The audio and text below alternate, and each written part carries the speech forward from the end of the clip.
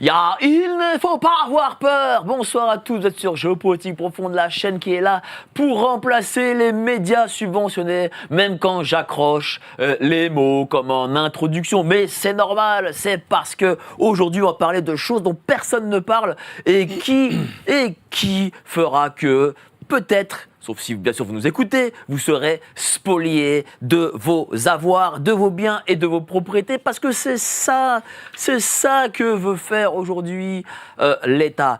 Pour cela, pour en parler, je reçois un économiste, voilà, je dirais de renom, c'est Ludovic Malot. Montrez-nous notre ami Ludovic. Il a écrit Le suicide monétaire. Il est économiste et entrepreneur. Comment allez-vous, cher Ludovic ? Très bien, merci.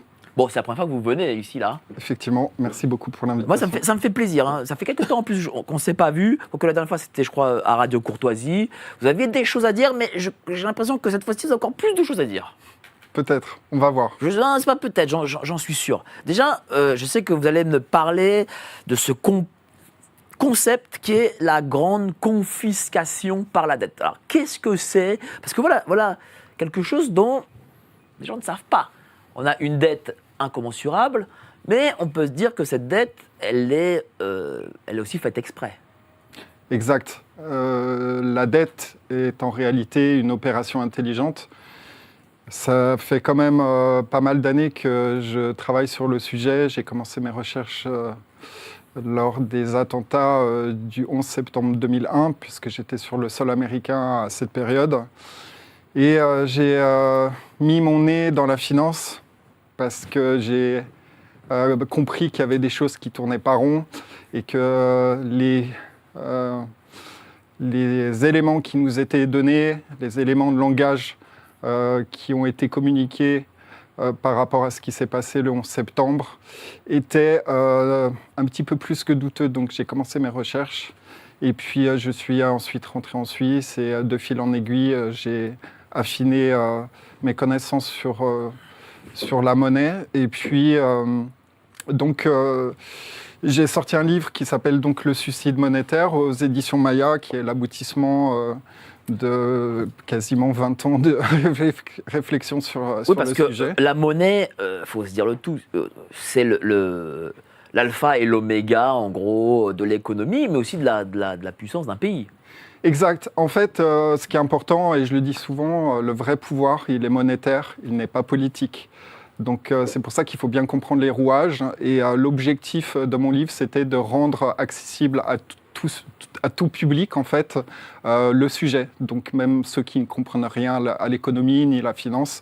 Donc en 122 pages, j'ai mis l'essentiel et j'ai connecté les points avec l'actualité. Oui, parce que ce que les gens ne savent pas, et c'est pour ça que l'euro est un vol, il faut dire les choses, c'est que les pays ne pouvant fabriquer leur propre monnaie ne sont plus souverains.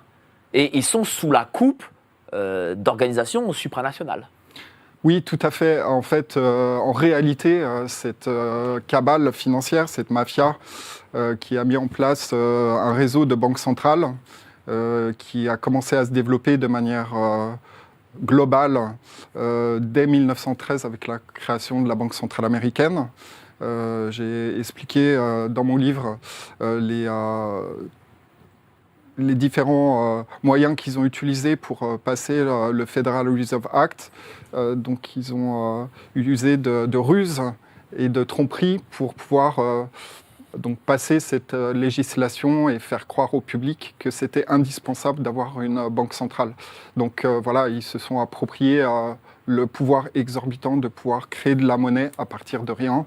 Et puis donc ils ont développé leur activité mondialement dans toutes les juridictions et ils ont mis en place tout un ensemble d'organisations supranationales. Lesquelles par exemple ? Alors on parle du Fonds monétaire international, on parle de la Banque des règlements internationaux à Bâle, qui est une organisation totalement opaque et qui est en fait en réalité une organisation criminelle.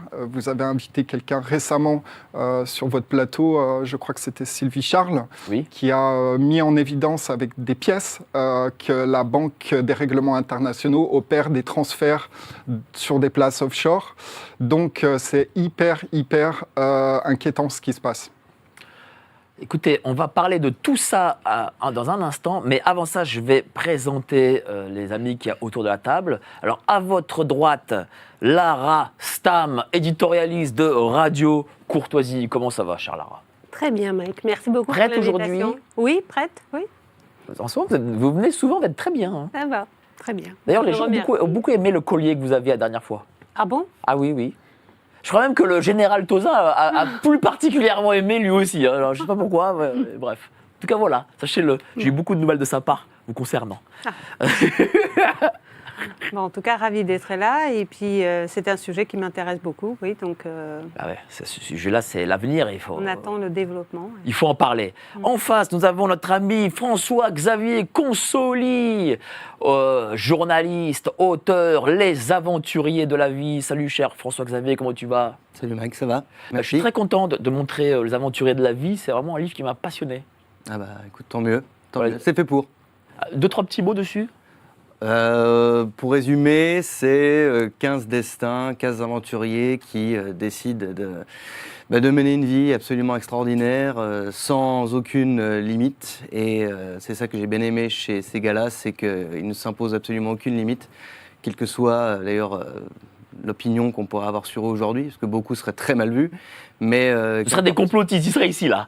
Ils seraient là, avec nous dans l'émission. Mais en tout cas, oui, des gars... Enfin, 10 complotistes, des évidemment. complotistes, voilà, mais en tout cas, des gars très mal vus du point de vue de la morale actuelle, quoi. En tout cas, je tenais à saluer notre ami Sylvain Durin, président, directeur général, big boss des éditions du Verbeau, qui édite d'excellents auteurs, dont notre ami Rémi Tel, qui était passé ici il y a 2-3 semaines, ou Stella Kamga, qui aussi est passé ici, que je salue d'ailleurs tout le Verbeau.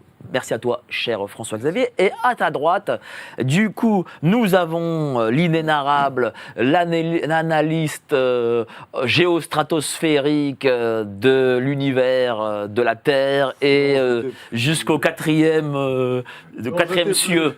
Je voulais faire une blague sur Sylvain Durin, ne pas confondre avec Sylvain Durif, cela n'a rien à voir. Ah non, là t'as tout perdu. Là, Oui, je mais c'est demande drôle. à la régie de lui Alors- envoyer tous ses titres, de lui alors, enlever tous ses j'appelle titres, ça- parce que c'était nul ça, nul. J'appelle ça la doctrine Roger Rabbit. Ouais, bon, c'est ça, stupide, mais là, que c'est c'est- drôle, alors c'est pas stupide. C'était et stupide et pas drôle, nul.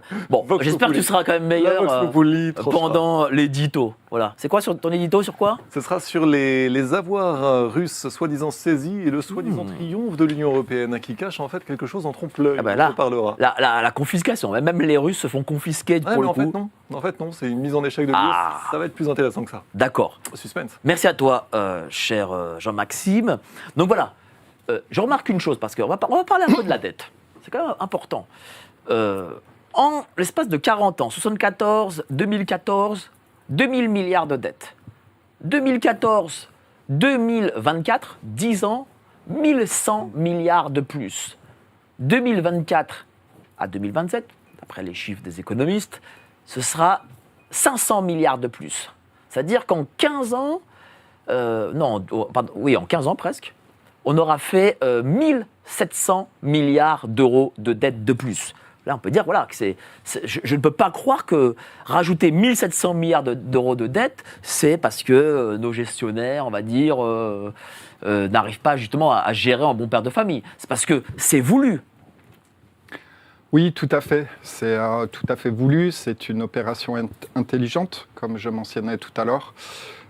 J'ai eu la chance de découvrir il y a quelques mois un ouvrage qui a été publié en mai 2023 par un initié de la finance, un Américain qui s'appelle David Rogers Webb, qui est quelqu'un qui a une origine modeste et qui a fait son chemin dans la finance. Il a travaillé dans plusieurs sociétés américaines, notamment à New York, et il a été repéré très rapidement parce que c'est quelqu'un de très brillant, qui est spécialiste en ingénierie financière.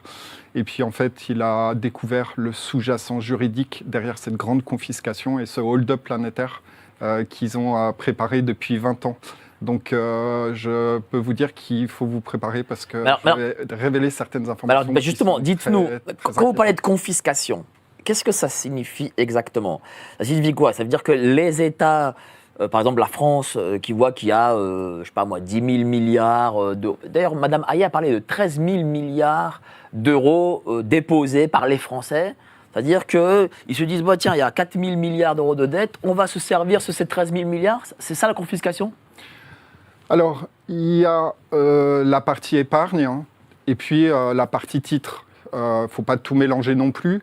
La partie titre, donc c'est tous les instruments financiers négociables. Là-dedans, on trouve des actions, des obligations, des titres de créance, les actifs des entreprises, les stocks, des minerais, des brevets qui sont gagés. Donc c'est tout un ensemble d'actifs qui sont enregistrés en compte. Donc en fait, l'opération qui sont en train de mener est une opération intelligente qui consiste à quoi faire exactement. En fait, ils ont mis en place, comme vous l'avez sans doute compris, un système de fausse monnaie qui est structuré autour de leur banque centrale. Le Fonds monétaire international, la Banque mondiale, la Banque des règlements internationaux, qui pilotent toutes les banques centrales et ce système de fausse monnaie. Et du coup, leur objectif, c'était déjà à la base de démonétiser l'or et l'argent métal, puisque j'en parle dans mon livre. L'objectif de démonétiser... Ça veut dire quoi, démonétiser l'or, l'argent ? Alors justement, démonétiser l'or et l'argent métal, de manière universelle, la vraie monnaie a toujours été les métaux précieux. Ça ne s'invente pas, ça ne se décrète pas. Ça a toujours été comme ça depuis des milliers d'années, parce que ce sont les utilisateurs qui ont choisi ces métaux comme étant une valeur de référence. Déjà l'or, parce qu'il est utilisé dans l'industrie. Avant, il était utilisé dans la joaillerie, pour faire des bijoux, pour faire toutes sortes de choses. C'est quelque chose. L'or est un métal qui est relativement rare, donc il y a des coûts d'extraction qui sont élevés. Donc voilà, l'or est le métal qui est le plus à même de remplir son rôle de valeur. L'argent métal aussi, qui était très utilisé par nos ancêtres, nos arrière-grands-parents, et c'était tout à fait normal d'utiliser l'argent métal. Aujourd'hui, il y a aussi une problématique de manipulation des cours des métaux précieux, donc ils ont démonétisé, pour répondre à votre question, Mike, démonétiser les métaux précieux, ça veut dire... non, l'argent, c'est pas l'or, c'est pas l'argent métal, c'est des billets de banque, c'est-à-dire du papier, qui vaut rien. Donc il y a eu tout un ensemble de mesures qui ont été prises pour démonétiser. Alors c'est des contraintes techniques, c'est-à-dire qu'en gros, l'or que les gens possèdent, nos dirigeants veulent pas que ce soit de l'or physique, mais de l'or papier. Exact. Alors ça, c'est encore autre chose, c'est qu'ils ont développé des ETF, c'est des Exchange Traded Funds, qui en fait simulent le cours de l'or pour pouvoir en fait développer une offre de produits dérivés sur le cours du métal jaune. Et en fait, c'est une escroquerie. Il n'y a pas de stock derrière. Donc tous les titulaires d'ETF sur l'or pensent avoir une certaine garantie qu'ils ont du métal, mais non, en fait... Ils ont juste un bout de papier. Ils ont juste un bout de papier qui est émis par les banques. Mais évidemment, ils ont donné de l'argent quand même, derrière. Et puis en fait, fondamentalement, les banques ne sont pas intéressées par les métaux. Pourquoi ? Parce que ça ne leur rapporte pas d'argent. Donc ils préfèrent vendre leurs produits financiers, leurs produits qui sont construits qui sont des pyramides de Ponzi, construites de toutes parts, qui sont des escroqueries en fait. Donc ça, il faut le dire clairement que la plupart des produits financiers sont de l'escroquerie. Ce sont des pyramides de Ponzi, ce sont les marchés dérivés. Voilà, Bliss Masters, qui était au conseil d'administration de Crédit Suisse, est une spécialiste justement de ces produits structurés. Donc voilà, on est dans un boogie-boulga de produits financiers et produits... Il y a aussi une autre chose, c'est la perte de la valeur du billet, c'est-à-dire de l'euro. Le billet, même le dollar d'ailleurs, on est dans l'ordre de 90%, je crois. Alors, la référence, c'est que depuis 1913, le dollar américain a perdu 99% de sa valeur. Comme les banques centrales sont contrôlées par cette mafia financière, cette cabale financière, la plupart des monnaies ont perdu l'équivalent de ce pouvoir d'achat. Donc, le franc suisse a aussi perdu plus de 90% de sa valeur depuis 1913. Donc, comme il y a une coordination, notamment à travers le Fonds monétaire international, et puis il y a une manipulation pour maintenir à flot le dollar américain. Donc, ils ont fait ça en manipulant le cours de l'or à travers des ventes d'or, etc. On se souvient de Sarkozy qui s'est débarrassé des réserves d'or. C'était pas anodin, c'est-à-dire que Sarkozy a fait le caniche et puis il a simplement vendu les réserves que les Américains lui ont Il a demandé vendu de combien à peu vendre. près? Un peu plus de quasiment 500-600 tonnes. 600 tonnes. Oui, quelque chose comme ça. Sur combien? Sur 3000, Sur 3000 tonnes, 600 tonnes sur 3000 tonnes. peut-être. Non, il y a moins de 3000 tonnes en France officiellement. Mais avant qu'ils vendent, il y avait 3000. Je crois vraiment que c'est ça. Non, c'est moins de 3000. Aujourd'hui, 2200 et quelques officiellement. D'accord. Donc c'est quand même beaucoup. Hein. Ouais. Mais je dis, je l'ai mentionné déjà, je doute qu'il y ait de l'or dans les coffres Ah bon de la Banque Comment de ça France. Ah bah, je pense qu'il n'y a plus d'or en fait. Plus d'or, zéro. En fait, même pas une gourmette en or. Non, mais je pense qu'il n'y a plus d'or parce qu'en fait, ils font comme les ETF, c'est-à-dire qu'ils s'échangent l'or à droite à gauche, ils le font bouger, ils le prêtent, ils le reprêtent, ils le prêtent, ils engagent. Donc si il y a un petit peu d'or dans les coffres, et là il faudrait aller vérifier. Hein, il faudrait que des citoyens soient dépêchés à la Banque de France, descendent dans les coffres pour vérifier, savoir exactement ce qu'il y a dans ces coffres. Non. Parce que moi, je vous dis qu'il n'y a plus rien dans ces coffres. Mais- Ou s'il y a quelque chose, c'est gagé. Alors ce que vous êtes en train de dire en fait, c'est que là on est rentré de plein pied dans le Great Reset quoi en gros.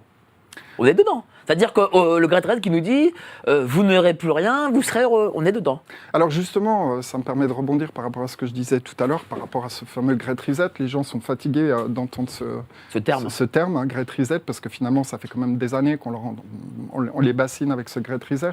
En fait, ce Great Reset, c'est une grande confiscation. C'est une confiscation de la propriété. Quand Schwab, il dit en 2030, vous n'aurez plus rien, mais vous serez heureux. En fait, je ne comprenais pas ce que ça voulait dire. Et j'ai appris, justement, par cet ouvrage de David Rogers-Webb, cet initié de la finance, qui a révélé le sous-jacent juridique derrière cette grande confiscation et ce grand hold-up planétaire. Donc, en fait, il y a 3 personnes qui ont travaillé activement à cette grande confiscation, qui étaient en charge des projets. Le premier à se charger de ça, il s'appelle William Bill Dancer Jr., c'est un agent de la CIA, qui a travaillé sur la dématérialisation des titres. Dématérialisation des titres dans les 50 États américains. Et il y a quelque chose qu'il faut savoir, c'est que depuis 4 siècles, les titres dans l'ensemble des juridictions du monde étaient considérés comme des biens personnels. C'est plus le cas. En fait, donc, ils ont modifié le statut des titres d'abord aux États-Unis, puis ensuite ils ont modifié ça dans les autres juridictions du monde. Et puis il y a un autre spécialiste, un expert mondial des titres qui s'appelle Egon Gutmann, qui est décédé en 2021, qui s'est occupé de ce projet au niveau global. Et puis un autre qui s'appelle James Stephen Rogers, qui est un professeur de droit, qui a piloté ça parce que c'est lié à la loi sur la convention de La Haye, sur l'incertitude juridique des titres transfrontaliers. Donc, en fait, ils ont inventé un droit de garantie. Un droit de garantie qui permet à des créanciers garantis, qui sont en haut de cette pyramide, qui sont en haut de cette escroquerie, de pouvoir s'octroyer un droit de garantie en cas d'effondrement du système sur les intermédiaires qui ont vendu des produits financiers, tout type de titres. D'accord ? Et donc, si vous êtes détenteur d'actions et d'obligations, aujourd'hui, vous pensez en être propriétaire, vous n'en êtes en réalité juridiquement pas propriétaire. Pourquoi ? Parce que ces intermédiaires qui vous ont vendu ces titres peuvent utiliser vos titres sans que vous le sachiez, comme droit de garantie à leur propre compte pour des opérations. Dans les produits dérivés, à travers la titrisation. Donc voilà, ça a été légalement mis dans le marbre en 2006 et 2014. Je vous parlais donc de cette loi de la Convention de La Haye sur l'incertitude juridique des titres, du mouvement des titres transfrontaliers. Et puis, voilà, le texte, je l'ai là. Ouais. Bah, montrez-le, tiens. Voilà, donc c'est un texte 909-2014, the European Parliament and of the Council.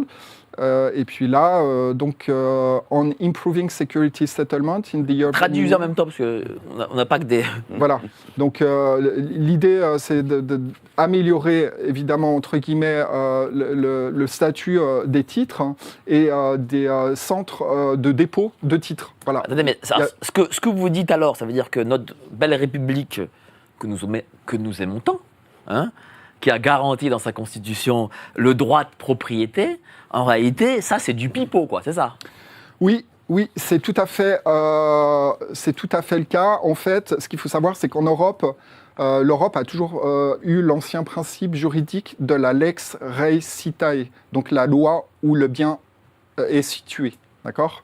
Et en fait, ça a été contourné par l'approche du lieu de l'intermédiaire pertinent. Entre guillemets, ils appellent ça prima. Et du coup, c'est comme ça qu'ils ont pu détourner tout simplement ce qui se pratiquait dans l'ensemble des juridictions du monde. Donc voilà, c'est une subversion du droit, c'est une escroquerie, faut le dire clairement, il faut dire la vérité, c'est une escroquerie, c'est le plus grand hold-up planétaire qui est en train de se préparer. En Occident? Alors au niveau mondial, dans toutes les juridictions. Pourquoi ? Parce que tous les pays du monde ont signé la loi de la Convention de La Haye sur l'incertitude juridique des titres transfrontaliers. Et puis, il y a aussi une autre chose, c'est le fait que, comme j'imagine que les États vont bientôt plus être, enfin, en tout cas en Europe, plus être totalement solvables, on ne pourra plus retirer d'argent. C'est-à-dire que bientôt, on aura une situation en France comme en Grèce il y a 13-14 ans. Exact. Alors, moi, je sonne l'alarme par rapport à ce qui se passe. Donc, je fais un ensemble de recommandations pour tout sortir. Il faut tout sortir en physique. Parce que là, ce qui est en train de se préparer, c'est une bombe nucléaire. Dites-nous d'abord ce qui se prépare. Ça va être 1000 fois pire. Dites-nous d'abord ce qui se prépare et après on va parler des solutions. Parce que de toute façon, on est encore là jusqu'à très tard. Ouais. Donc, allez-y. Alors déjà, ce que j'aimerais confirmer et dire, c'est que ce qui se prépare, ça va être 1000 fois pire que la crise de 1929. 1000 fois pire.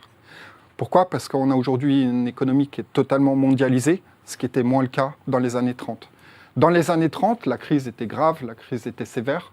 Ceci dit, en France, les Français, à l'époque, ont été moins impactés par cette crise. Pourquoi ? Parce que l'économie française était beaucoup agricole.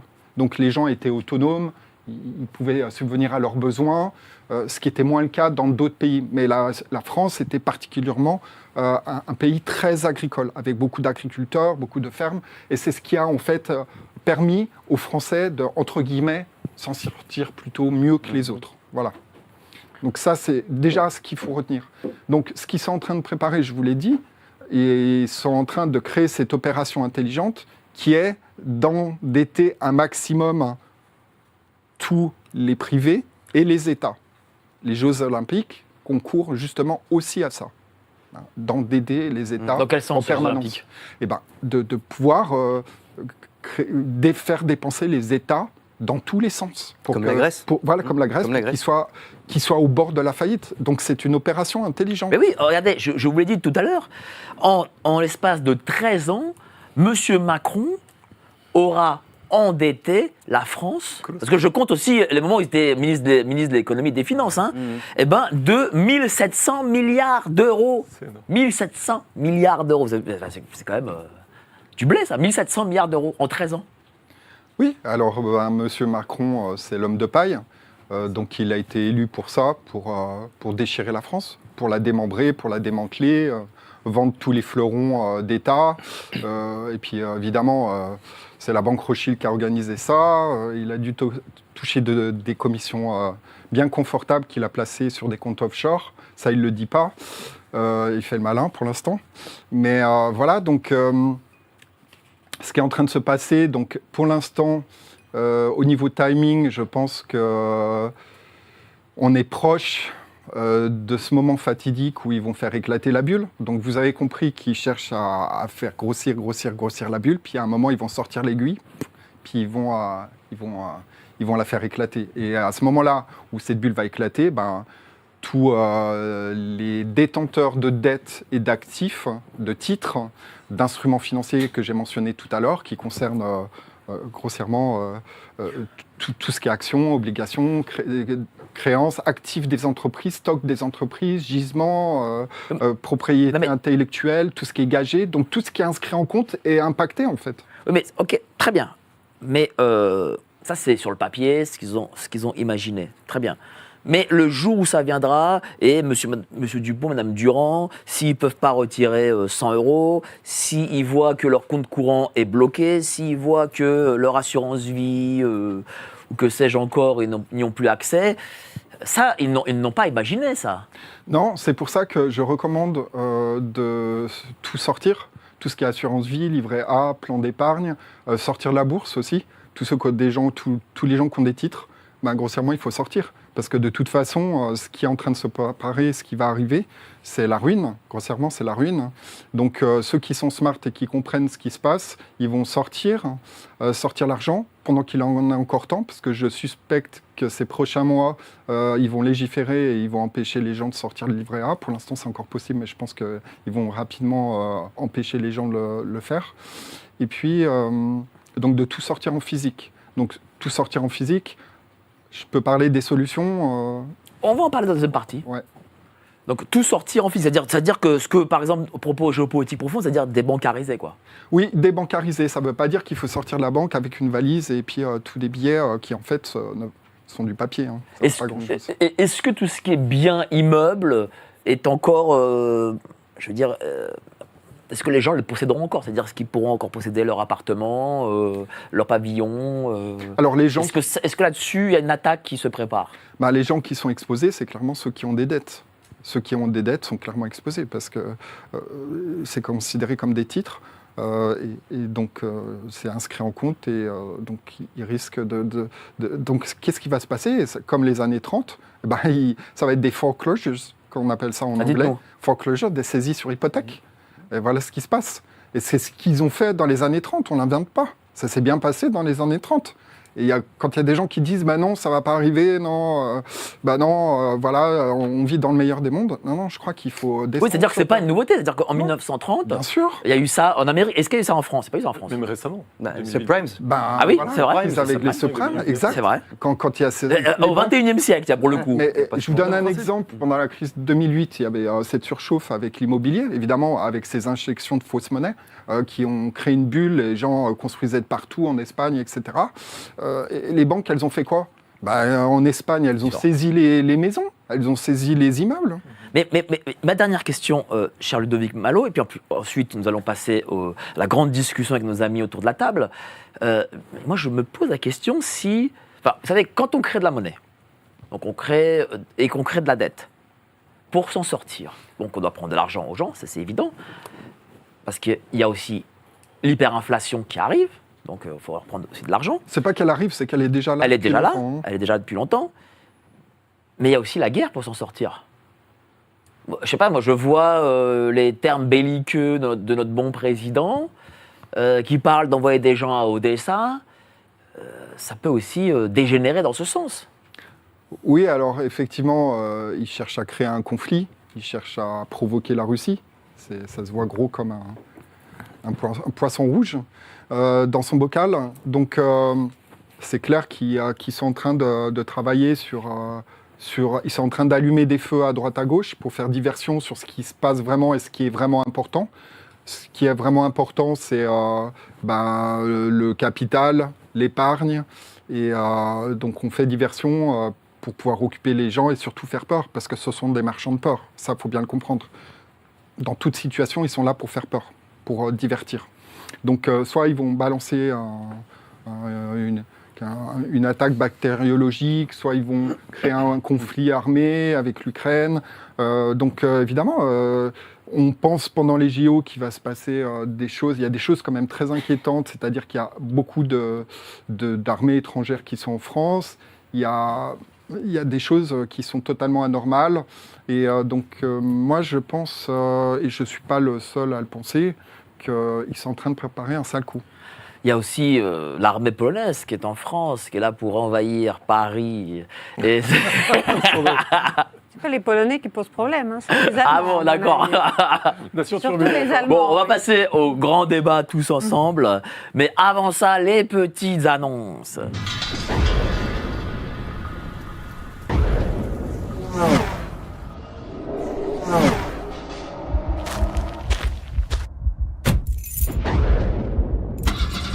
Il ne faut pas avoir peur.